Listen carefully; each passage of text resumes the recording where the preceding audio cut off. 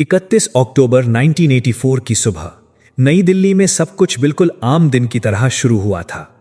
Prime minister residence के garden में हल्की धूप पेड़ों के पत्तों से होकर जमीन पर गिर रही थी। सिक्योरिटी गार्ड्स अपनी जगह पर खड़े थे, स्टाफ अपने रूटीन काम में लगा हुआ था। किसी को भी अंदाजा नहीं था कि कुछ ही मिनट बाद एक ऐसी घटना होने वाली है जो इंडिया की हिस्ट्री को हमेशा के लिए बदल देगी। उस सुबह इंडिया की प्राइम मिनिस्टर इंदिरा गांधी अपने घर से ऑफिस जाने की तैयारी कर रही थीं। उन्हें एक इंटरनेशनल टीवी इंटरव्यू देना था। जब वो अपने रेजिडेंस के अंदर से बाहर निकलीं और गार्डन के पाथ पर चलना शुरू किया, तब सब कुछ बिल्कुल नॉर्मल लग रहा था। लेकिन फिर अचानक एक पल ऐसा आया जब सब कुछ बदल गया। जैसे ही इंदिरा गांधी गेट के पास पहुंची, उनके ही सिक्योरिटी गार्ड्स ने उन पर गोलियां चला दी। आसपास खड़े लोग शॉक में रह गए। कुछ सेकंड्स के अंदर ही इंडिया की प्राइम मिनिस्टर जमीन पर गिर चुकी थीं। उन्हें तुरंत हॉस्पिटल ले जाया गया, लेकिन डॉक्टर्स उनकी जान नहीं बचा पाए। उस दिन पूरा देश शॉक में था। रेडियो स्टेशंस पर इमरजेंसी अनाउंसमेंट्स होने लगे। न्यूज चैनल्स और न्यूज़पेपर्स में सिर्फ एक ही खबर थी, इंडिया की प्राइम मिनिस्टर की डेथ। लेकिन सवाल सिर्फ इतना नहीं था कि उनकी डेथ कैसे हुई। सबसे बड़ा सवाल था, आखिर क्यों हुई। इस सवाल का जवाब समझने के लिए हमें इंदिरा गांधी की पूरी जिंदगी और उनके पॉलिटिकल सफर को समझना पड़ेगा। इंदिरा गांधी का जन्म 19 नवंबर 1917 को इलाहाबाद में हुआ था। उनका पूरा नाम था इंदिरा प्रियदर्शिनी नेहरू। उनके पिता थे जवाहरलाल नेहरू, जो बाद में इंडिया के पहले प्राइम मिनिस्टर बने।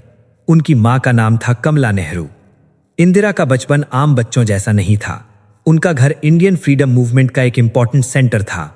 अक्सर फ्रीडम फाइटर्स उनके घर पर आते थे, मीटिंग्स होती थीं और ब्रिटिश रूल के खिलाफ प्लानिंग होती थी। इस वजह से छोटी सी इंदिरा ने बहुत जल्दी समझ लिया था कि पॉलिटिक्स क्या होती है और फ्रीडम स्ट्रगल क्या होता है। उनके पिता और दूसरे लीडर्स अक्सर जेल चले जाते थे। ऐसे वक्त में इंदिरा अपनी मां के साथ घर पर रहती थीं और देश की सिचुएशन को समझने की कोशिश करती थीं।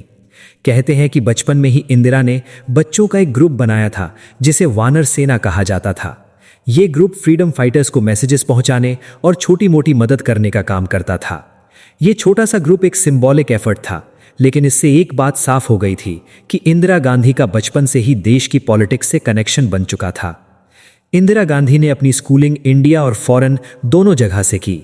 उन्होंने विश्व भारती यूनिवर्सिटी में भी पढ़ाई की और बाद में इंग्लैंड गईं, जहां उन्होंने यूनिवर्सिटी ऑफ ऑक्सफोर्ड में स्टडी की। फॉरेन एजुकेशन ने उन्हें ग्लोबल पॉलिटिक्स और इंटरनेशनल रिलेशंस को समझने का मौका दिया। इसी दौरान उनकी मुलाकात हुई फिरोज गांधी से। दोनों एक दूसरे के करीब आए और 1942 में उन्होंने शादी कर ली। शादी के बाद इंदिरा गांधी का सरनेम नेहरू से गांधी हो गया। उनके दो बेटे हुए, राजीव गांधी और संजय गांधी।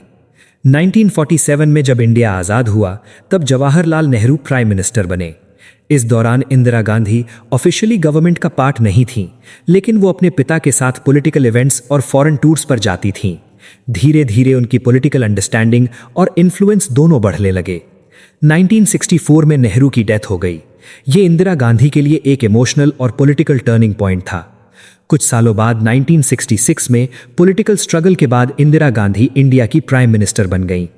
उस वक्त कई सीनियर लीडर्स को लगता था कि इंदिरा गांधी वीक लीडर होंगी और उन्हें कंट्रोल किया जा सकेगा। कुछ लोग उन्हें गुंगी गुड़िया तक कहने लगे थे, लेकिन वक्त ने सबको गलत साबित कर दिया। प्राइम मिनिस्टर बनने के बाद इंदिरा गांधी ने कई बोल्ड डिसीजंस लिए। उन्होंने बैंक्स का नेशनलाइजेशन किया, जिससे गवर्नमेंट का कंट्रोल फाइनेंशियल सिस्टम पर बढ़ गया। उन्होंने गरीबी हटाओ जैसे स्लोगन्स दिए और सोशल वेलफेयर पॉलिसीज शुरू की।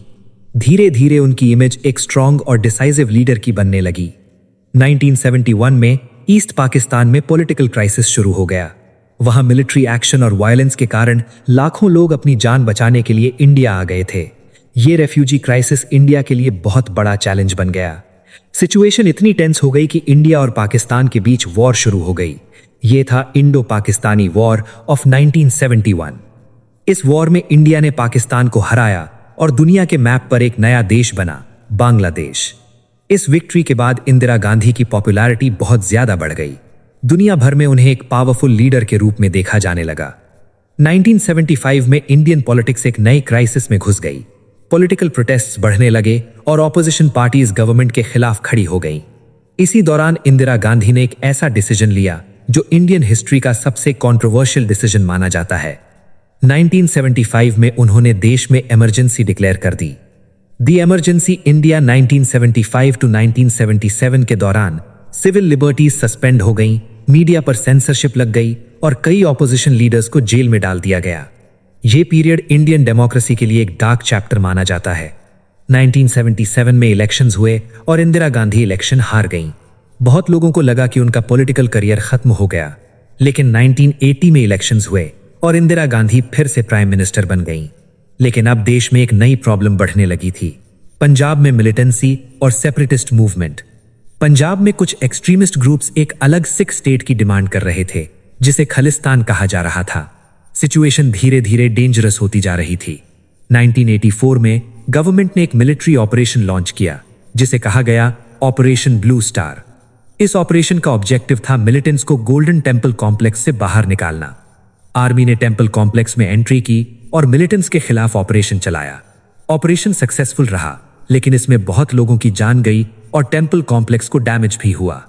इस इंसिडेंट में सिख कम्युनिटी के एक हिस्से में गहरा गुस्सा पैदा कर दिया।